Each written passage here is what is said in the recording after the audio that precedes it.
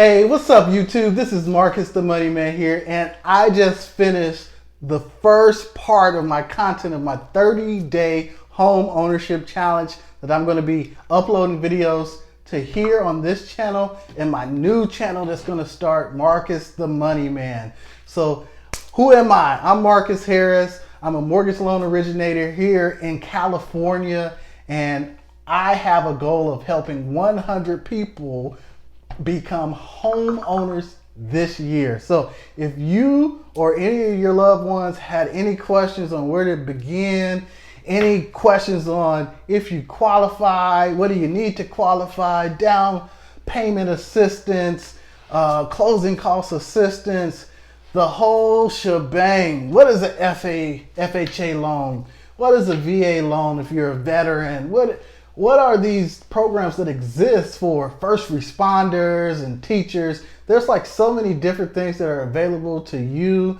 And, you know, there's a lot of different organizations, especially in California, where we try to make it easier for you to become a homeowner. And sorely, when I speak to people all the time, there's so many different things that go around, like the down payment has to be 20%. That is not true. You can, in California, get down payment assistance.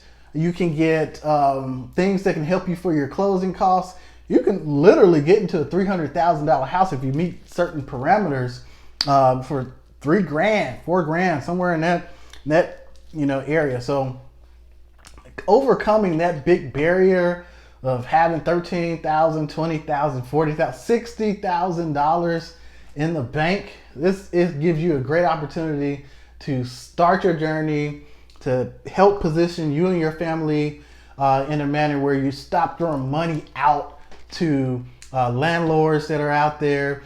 You take some of that money, you put it, because let's be for real here, California rent is already high. So if you're going to pay somebody something, you might as well pay yourself.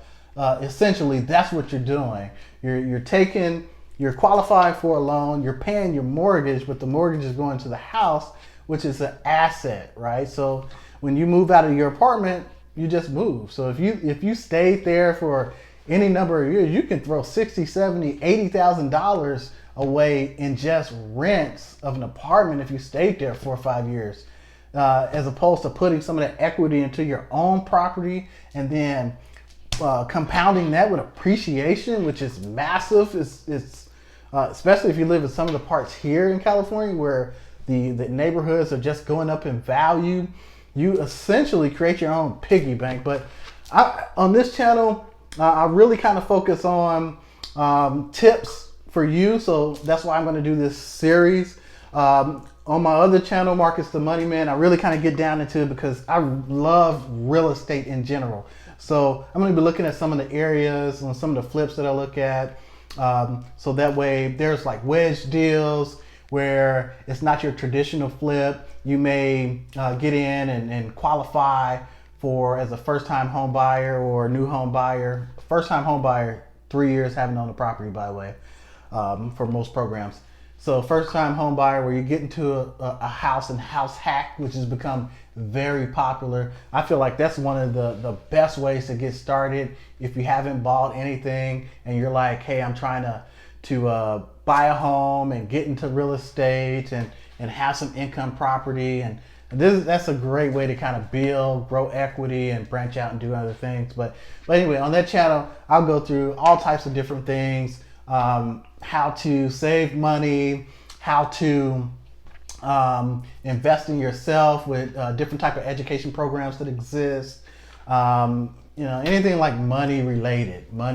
So I love the thought that you can purchase a home, you can pay a mortgage, and then at the end of the day, what you put in over a 10, 20, 30 year period is more than what you actually pay for it.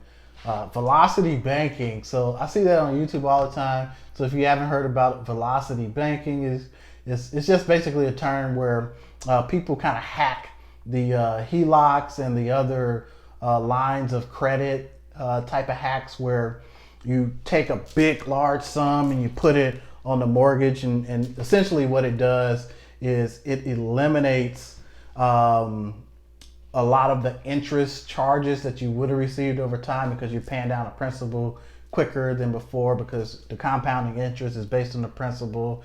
And yeah, but it's like, when you look at it, and maybe I go over the top of the head, so I'm an engineer by trade. So when I look at math equations and solving puzzles, homeownership definitely is a puzzle that I feel like if you're just the normal person and you haven't really looked into it too in depthly, you may not understand. And then as a mortgage professional, there's so many different rules and regulations and programs. I think that's the biggest thing about this industry is programs exist, programs change all the time. And I know that most of the things that you hear, especially now, so at the time of this recording, it's March the 4th, 2020. So we just came off of that big drop in the stock market, and rates like just tumbled. Monday was crazy, then it jumped up and it jumped down, and then today it dropped in the morning, and by the time we went back home, it went up a little bit more. But I don't know how to feel about that, because the rates go down, so it's good for you all who want to buy houses. But then my stocks went down, but then by the end of the day, it went back up, and I was like, yay! But now less people can afford houses. I don't know, but whatever. The rate. I got a video too. And not to just ramble too much, this is just going to be my video to kind of talk, but I've got a video now on here. If you look at it, it's called Why Rate Doesn't Matter. It was just one day I was sitting down just thinking, because oftentimes I get shot for rate. And if you buy a house right, really the rate doesn't matter. So if you're maxing out what you can afford, then okay, maybe the rate matters so you can get more house, right? The less the interest rate, the more house essentially you can buy, you can afford. But then you're at the max. But if you buy something in the sweet spot where you can afford to pay a little bit more, it doesn't matter if you have a 4.5 or a 5 or a 4 or 3. It doesn't really matter if you're gonna put more on it if you use like velocity method, or just a simple, I'm going to throw an extra $5,000 on my refund check on it every year. What you were scheduled to pay in your interest over a 30-year on a fix is not going to be the same if you're throwing $5,000 a year on it, $10,000 a year on it, $20,000 a year on it, whatever you say, if you throw in on a year. If you use different strategies, and when I make the velocity video, I'm gonna have the board up and we're gonna go through everything, but there's people who are taking a 30-year mortgage and they're paying that thing off in 7 years. And it's not like they make tons of money. The whole premise behind that is buying a wedge deal. Wedge deal is a house that's under market. So instead of buying a brand new house where everything is nice and fixed up, you buy one where you need to upgrade it a little bit. You put a little elbow grease in it. So, example, you may find one that's you buy for $215,000. It may be worth $300,000 if it was totally fixed up, but you need to upgrade the kitchen completely, the bathrooms completely, and paint the whole thing. Usually nothing hugely cosmetics, maybe change out the furnace and stuff, but here nor there, it's all about the kids. But usually those type of deals, you want to get in and buy them right, because you'll go in and you'll take out your credit line, so you have something available to go out, and then you'll pay somebody, or if you're handy, you'll replace the toilets, do the kitchen, things like that. I'm not handy. I can hang stuff, but I put in a toilet before. I'm not doing anything with the kitchen. I changed the little holes on the sink, so that's cool. But anyway, you can do those type of little small upgrades. It may cost you $20,000, $30,000, but essentially now you have like $80,000 left in equity in the house, and that's essentially what they use as a tool to be able to pay a lump, pay it down, and get it. It's really all math. It sounds